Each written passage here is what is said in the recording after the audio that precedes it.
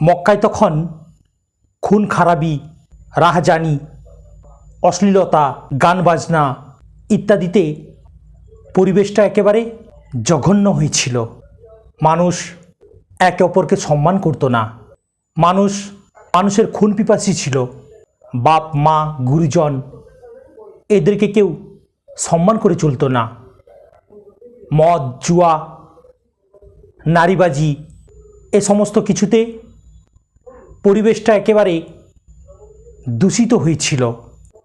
আর ঠিক এই রকম মুহূর্তে আল্লাহ সুবহানাহু ওয়া তাআলা একজন ন্যায়পরায়ণ সমাজ সংস্কারক হিসেবে প্রিয় নবী মুহাম্মদ সাল্লাল্লাহু আলাইহি ওয়াসাল্লামকে প্রেরণ করলেন। তিনি ছোট থেকেই এই সমস্ত সমাজকে মেনে নিতে পারলেন না। এর বহু ঘটনা রয়েছে।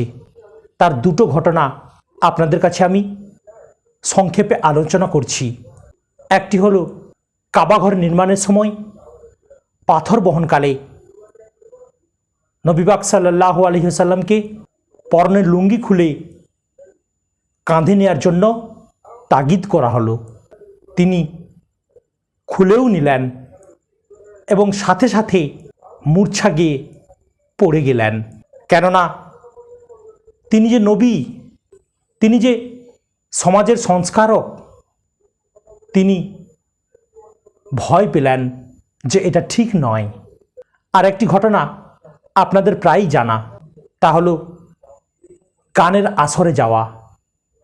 তখনকার সমাজে যাত্রা আসর বসত। প্রিয় নবী সাল্লাল্লাহু আলাইহি ওয়াসাল্লামের তখন বাল্যকাল। বন্ধুবান্ধবের তাগিদে তিনিও সেই আসরে গেলেন। কিন্তু যাকে রক্ষা করেন স্বয়ং আল্লাহ সুবহানাহু ওয়া তাআলা, তার আবার কিসের বিপদ? তাই তিনি সেই আসরেই ঘুমিয়ে পড়লেন। যাত্রা, গান বাজনা তিনি দেখলেন না, শুনলেন না। আর এতেই সকাল হয়ে গেল। এই দুটো ঘটনা আমি আপনাদের সামনে শোনালাম কারণ তিনি ছোট থেকেই এইটুকু চিন্তা করতেন যে এ সমস্ত কিছু ঠিক নয়। খুন খারাবি, রাহাজানি, সমাজ যে দূষিত পরিবেশে পরিবেষ্টিত, এটা একেবারে ঠিক নয়। তিনি গভীর চিন্তায় মগ্ন হলেন। ভাবলেন, মক্কায় এতগুলো মূর্তি কেন? এ আবার কোন মূর্তি? যে মূর্তিকে মানুষই সৃষ্টি করেছে? এটা ঠিক নয়।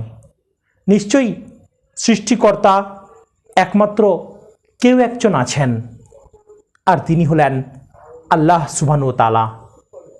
তবে তিনি তার সন্ধানে সবসময় উৎসুক থাকতেন। সেই কারণেই তো হেরা পর্বতের গুহায় তিনি আল্লাহ সুবহানাহু ওয়া তাআলার নৈকট্য লাভের জন্য একান্ত মনে, একাগ্র চিত্তে আল্লাহর ধ্যান করলেন। তিনি ধ্যান করতে থাকলেন সত্যকে জানার জন্য। প্রকৃত সত্য কি? প্রকৃত ধর্ম কি? প্রকৃত উদ্দেশ্যই বা কি সৃষ্টিকর্তার? তিনি এই ধ্যানে সফল হলেন। এক সময় এলেন জিবরাইল আলাইহিস সালাম। জিবরাইল আলাইহিস সালাম তাকে জড়িয়ে ধরে বললেন, পড়ো তোমার রবের নামে। অতএব তিনি ধ্যান করলেন, মগ্ন থাকলেন, আল্লাহর নৈকট্য লাভের আশা করলেন। তারপর অনেক কষ্টের জীবন তিনি অতিবাহিত করলেন।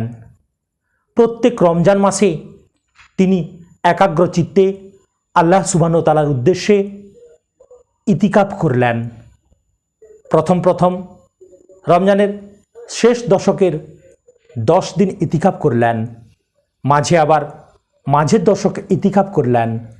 কিন্তু তার উপর ওহী নাজিল হলো যে রমজানের শেষ দশকের একটি রাত আছে, যে রাত বড় বরকতময় রাত। তাই তিনি তার সাহাবীদের উদ্দেশ্যেও বললেন, তোমরা রমজানের শেষ দশকের একটি বিজোড় রাত তালাশ করো, যে রাত 1000 রাতের চেয়েও উত্তম। প্রিয় ভাইরা, আমার এই কথা বলার উদ্দেশ্য হলো এই যে আমরা রমজানের শেষ দশকের 10 দিন ইতিকাফে মগ্ন থাকি না কেন। ইতিকাফের গুরুত্ব অপরিসীম, এর মর্যাদা অতুলনীয়। ইতিকাফ অর্থাৎ আল্লাহর নৈকট্য লাভের সুগম পথ। আমরা কি পারবো না বছরের 10টা দিন আল্লাহর ইবাদতে মগ্ন থাকি? 10টা দিন থাকাটা সুন্নত ইতিকাফ। যদি আমরা তাও না পারি, সমাজের সকলের থাকাটা সম্ভব নয় ঠিকই, কিন্তু 3 দিন, 2 দিন, 4 দিন যে কোনো একটা সময়কে বেছে নিয়ে মসজিদের এক কোণে থেকে আমরা কি পারি না নফল ইবাদত পালন করতে? প্রিয় ভাইরা, আসুন ইতিকাফের উপরে আমরা জোর দিই। আমরা সারা বছরের অনেক সময় অনেক ব্যস্ততাপূর্ণ জীবন কাটিয়েছি। আসুন না কিছুটা সময় ইতিকাফের মাধ্যমে এই মাহে রমজানে আমরা জীবনের কিছু সময় অতিবাহিত করি। আমাদের সোচ, আমাদের ধারণা কিছুটা পাল্টাতে হবে। আর যদি এইভাবে না পাল্টাই, তাহলে দেখবেন একদিন না একদিন নবী পাক সাল্লাল্লাহু আলাইহি ওয়াসাল্লামের এই সুন্নাত বিলুপ্ত হয়ে যাবে। আমরা প্রিয় নবী সাল্লাল্লাহু আলাইহি সাল্লামকে অনেক অনেক ভালোবাসি, কিন্তু তার যে একটি সুন্নাত প্রায় বিলুপ্ত হতে চলেছে তা আমরা লক্ষ্যও করিনি। হ্যাঁ, বিলুপ্ত বলার কারণ হলো এই যে এখন ইতিকাফে বসার মতো কোনো লোক পাওয়া যায় না। প্রায় আপনারা দেখবেন গ্রামে কেউ ইতিকাফে বসছেন না, তাই টাকা দিয়ে ইতিকাফে বসানো হচ্ছে। হয়তোবা প্রত্যক্ষভাবে টাকা দিচ্ছি না ঠিকই, কিন্তু চাঁদার মারফত করে খুশি মনে মনে করে ইতিকাফে বসাচ্ছি। যিনি ইতিকাফে বসছেন তিনিও মনে মনে করছেন কিছু টাকা পাওয়া যাবে। হায় আফসোস, ইতিকাফের মতো এত গুরুত্বপূর্ণ ইবাদত আজ আমাদের থেকে বিলুপ্তির পথে।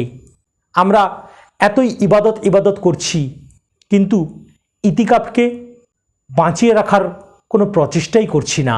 কোন ইতিকাফ? যে ইতিকাফ সম্পূর্ণ মন থেকে হয়, কোনো জোর করে নয়। প্রিয় ভাইরা, রমজানের আজ 18তম দিনে আমার ইতিকাফ সম্বন্ধে যা কিছু মনে ছিল তাই আপনাদের কাছে প্রকাশ করলাম। আসুন আমরা ইবাদতে মগ্ন হই, ইতিকাফ করার এবং ইতিকাফ করানোর প্রচেষ্টা চালাই।